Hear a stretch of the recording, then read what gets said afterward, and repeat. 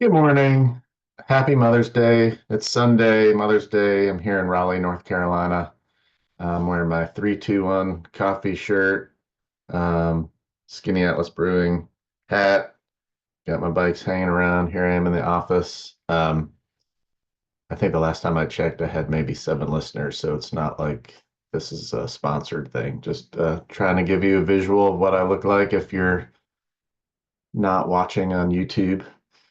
Um, So, since the last time I recorded, actually, I want to acknowledge it's Mother's Day. And I'm here reading essays. I'm not going to read an essay about my mom because I really haven't written one. She passed away 5 years ago or so. And I've started to write an essay that's a tribute to her and haven't been able to do it yet. So maybe next year I can read that to you if I've written it.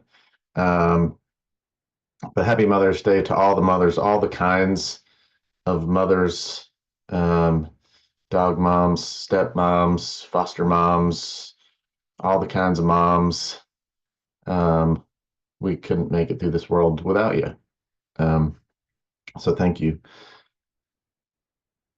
I've gotten a few bits of feedback since my first podcast, so I want to just reflect on those for a second.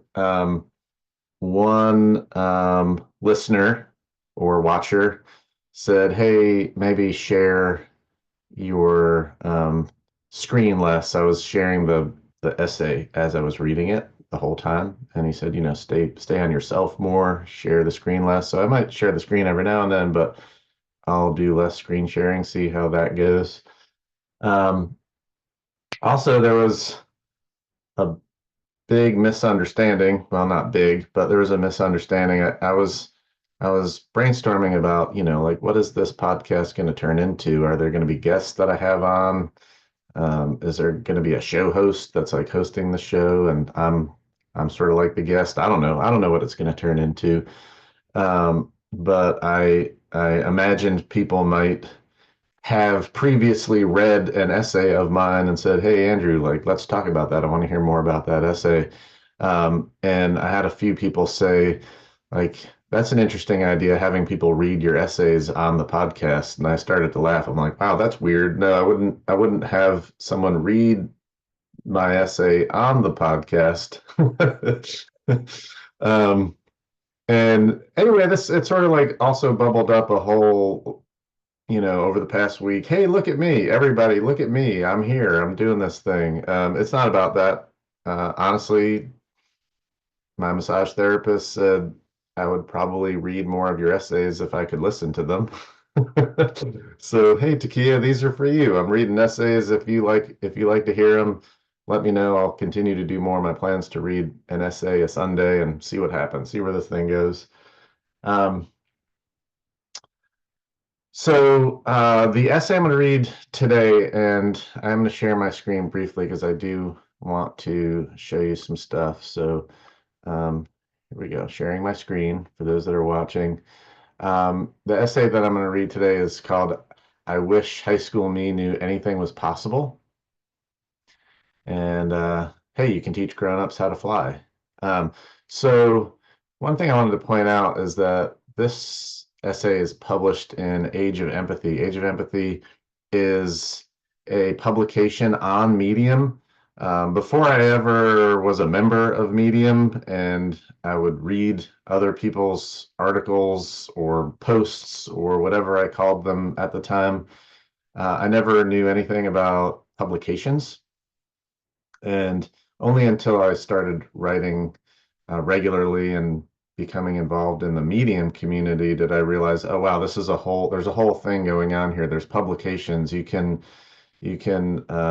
ask, apply to be a writer for a publication.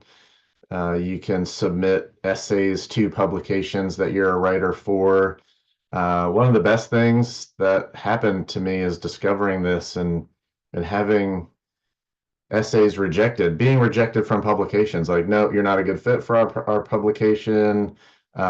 Huge learning experience for me, having essays rejected.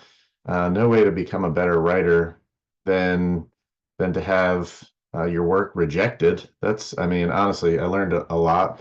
But more than anything, when I submit an essay that's accepted into a publication and the editor provides feedback, it becomes a true collaboration.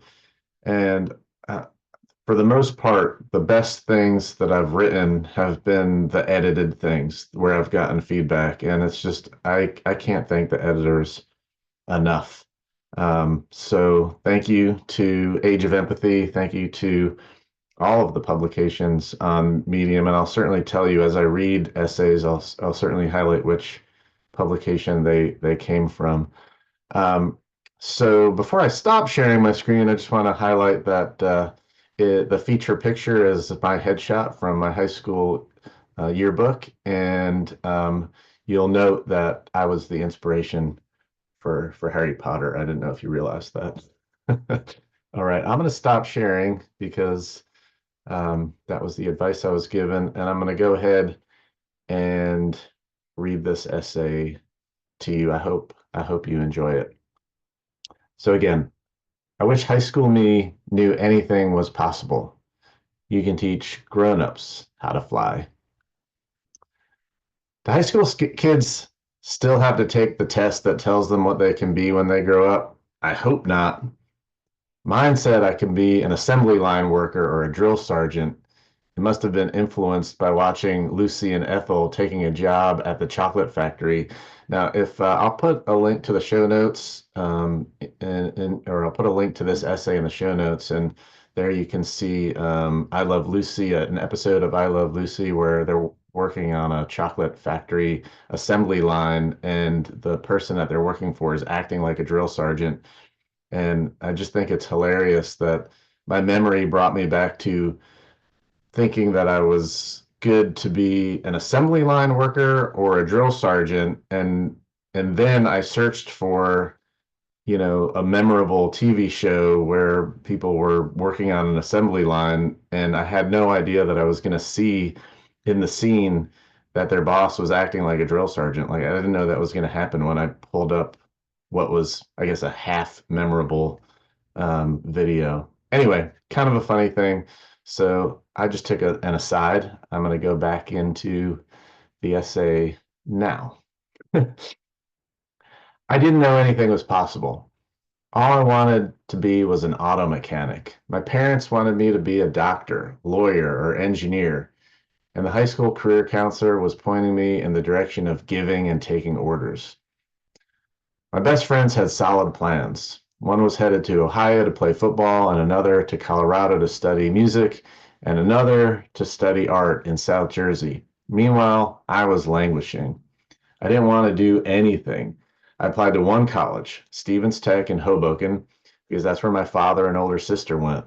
I didn't want to go, but I lived up to the expectations of my ability to take orders. I did nothing proactive. That turned into not having a dorm to move into like the rest of the freshman class. I was a commuter. Route 3 to the last exit before the Lincoln Tunnel is no fun. Plus, I hated going home, so I managed to live a mostly nomadic life. I knew every good sleeping sofa on campus. Between the library, fraternity houses, athletic department, and trunk of my car, I had all the space I needed to sleep, party, shower, and store my shit. I didn't define myself as homeless, but looking back, I think that's what it was. When you don't want to go somewhere bad enough, eventually you earn a 1.0 GPA, get into fraternity brawls, get put on every form of academic and disciplinary probation, and spend time in the back of police cars. I never got arrested, just gracefully dropped off at the sorority house. Seems like every time I ended up in a patrol car, there'd be a topless co-ed from the Delt House involved. um, she slapped me across the face when I told her I was dropping out and headed to North Carolina. I don't know why she was so upset. We never dated, but I'd spent 3 years in Hoboken and didn't realize the thing I was really good at was building networks of meaningful relationships.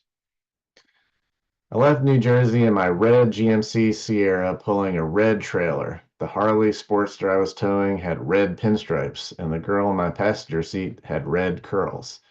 The tattoo on my left arm was an eagle and a flag with 13 red and white stripes. I was running away, but at least I had a plan. I was studying to become a high school physics teacher. Why I wanted to teach is deep, but I didn't know it yet. All I cared about at the time was the best life to ride. In Charlotte, I could easily get to the Blue Ridge Parkway, down to Daytona, and over to Myrtle Beach. My research predicted a shortage of science teachers in North Carolina. I was enamored by job security and summers off. In the South, I could ride 10 months of the year and plan extended trips to the mountains and cooler states during the hot season. My girlfriend was a security blanket. She was my co pilot who made taking off from home less scary. After a year, I was ready to shed that protective layer, so I broke up with her. I'm not proud of it. I'm even more embarrassed about how I ended the relationship. It was cowardly. That's another story. But here I was, finally being proactive. No more lying on beds, languishing. I found a house of my own to rent in Noda, the edgiest art district in Charlotte in the 90s. I volunteered at East Mecklenburg High School, tutoring at-risk students. I ate nearly all my meals at Loopy's and found my people. One of my friends was a French exchange student. He took flying lessons at Concord Regional Airport. You can do that? I never thought about learning to fly and jumped at the opportunity to learn more from my friend. I went to ground school to prepare for a written exam and then saw the flight doctor to get medically cleared. Within a month, I had a David Clark headset, flight maps, and a Jepson professional logbook. I was Tom Cruise in Top Gun, riding my motorcycle along the airstrip with the wind in my face as Cessnas took flight in my peripheral vision. I'd get my first solo flight in under 10 hours of training. I was all in. That year, when I went back to New Jersey for the holiday break, I didn't want to miss a week of flying. I called a flight school and was to meet the pilot at Teterboro Airport. There, I'd wait patiently, standing beside a Cessna 152. A beautiful young woman, a girl, was approaching from the terminal. I looked away for a moment, then glanced back. Still there. I turned my head away again, pretending to study the aircraft. Hi, Andrew. I turned to face the girl. Yep, that's me. Great. I'll be your instructor for the day. Let's do the pre-flight checklist together to get started. She looked like one of my high school students. In the air, I mustered up the courage to ask her age. I'm 18. Say what? How's this possible? I didn't say that to her. I'm thinking this to myself. She was in college at Embry-Riddle Aeronautical University in Daytona Beach. I'm home on holiday break and picking up some work. Plus, it counts towards my degree. Again, this is like thinking to myself, what in the... You can make money flying airplanes as a freshman? You can go to college in Daytona?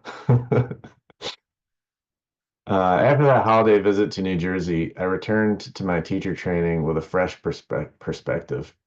Every time I put the old hometown in the rearview mirror, it was an investment in myself. I was following my path towards an unknown future, not the path paved with the future my parents and teachers defined for me.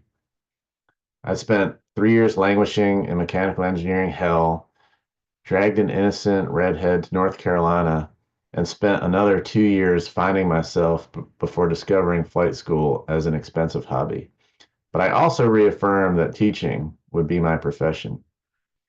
Anything is possible. Find your passion. Dare to dream. Live your authentic life. I don't just wish these lessons for the high school me. I speak it to myself still today. And I share it with the students and clients of all ages. It's never too late to reinvent ourselves. But damn, I wish high school me knew anything was possible. Um, okay, that's where it ends. I do want to share my screen one more time because um,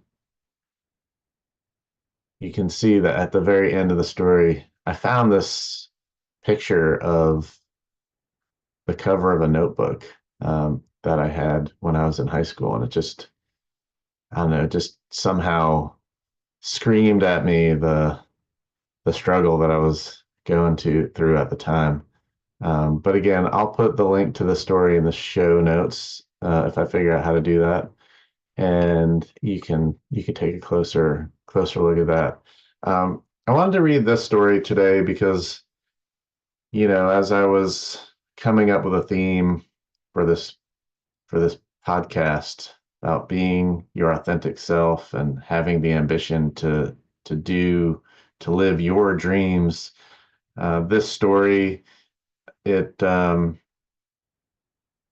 it resonated with the theme for this show. Not every one of my essays is a perfect fit for this show. So, part of the fun is going through my essays and picking out the ones that really stand out for authenticity and ambition. So, I hope you enjoyed it. Thank you for listening. Um, so if any part of this landed with you, I'd love to hear about it. I'd love to hear what you thought about it. I've got some notes over here not to forget to talk about. Um, please engage with this, subscribe, share with friends. If you think of anybody that would like this, please share it with them. And that's it for today. I'll see you next Sunday. Health, happiness, kindness, respect for everything and all beings. I appreciate you. Have a happy Sunday. Happy Mother's Day.